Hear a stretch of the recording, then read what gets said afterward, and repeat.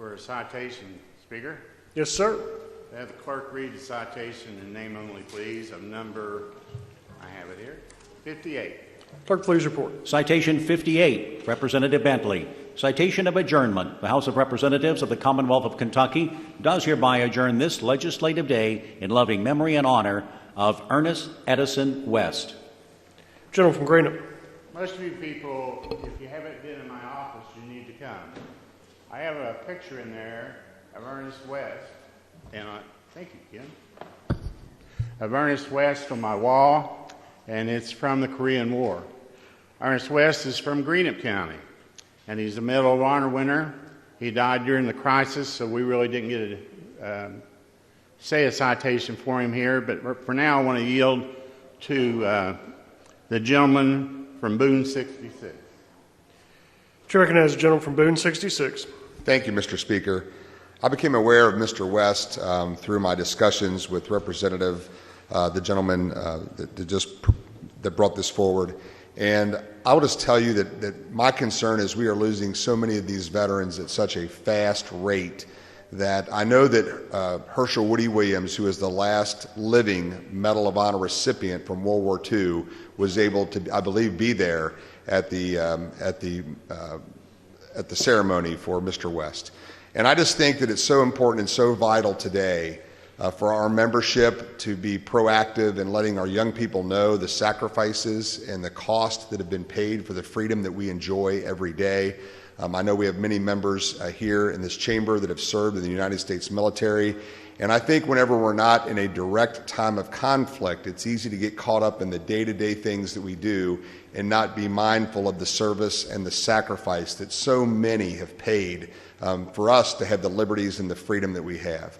I was very sorry I never got to personally meet Mr. West, because you can go back in any Medal of Honor booklet and read about all of the accomplishments of them, and they'll tell you they didn't win that Medal of Honor for themselves, and they don't win a Medal of Honor. They're presented a Medal of Honor, and they'll tell you that they wear that Medal of Honor not for themselves, but for the men that died with them or women that died with them when they were honored in that way.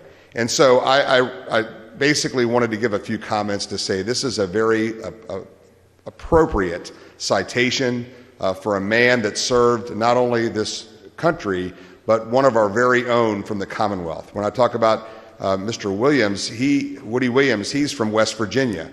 We have a few Medal of Honor recipients here in Kentucky, and I think we need to make sure that we treasure those. So with that, I certainly appreciate you bringing this forward, and I will yield back. Thank you, Mr. Speaker. Gentleman from Greenup. I'd like to yield to the gentleman from Christian 8 now, Mr. Speaker. Chair recognizes the gentleman from Christian 8. Thank you, Mr. Speaker.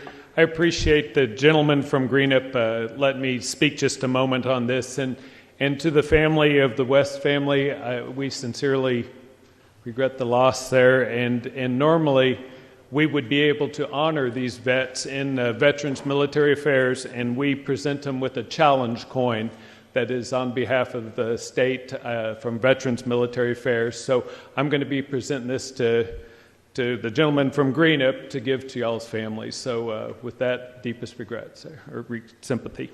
And I yield back the gentleman on Greenup. Gentleman from Greenup. You know, up in the county, some man came to him and he says, I want you to put a sign up about the forgotten war. And I did. And then the state said, it takes 4 lines to put that sign up. And I said, we're going to put it up anyway. The forgotten war is Korea. Let me read you Ernest West's citation here. In expressing heartfelt condolences to all who share in the profound loss of this highly regarded citizen and brave military veteran, on May 1st, 2021. He's preceded in death by his cherished wife of 57 years, Gwendolyn. He is survived by his beloved daughter, Amy, who's in the gallery, and several other people of the family. And Mr. West was drafted into the United States Army as a private first class in the 14th Infantry Regiment and would serve his country with great valor from 50 through 53. Including during the Korean War. During his service in support of the war, his platoon was ambushed near Citation, Is that correct? Saltaire, Korea? South Korea?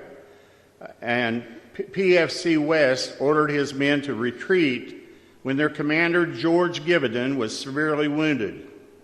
PFC West would carry his commander out of the direct combat while defending his platoon from enemy attackers at close range, during which he sustained several injuries which later resulted in the loss of his eye.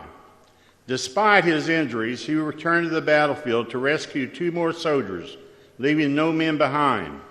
For this extraordinary act of heroism, he was awarded the Medal of Honor, which was presented by President Dwight D. Eisenhower on January the 29th, 1954 at the White House.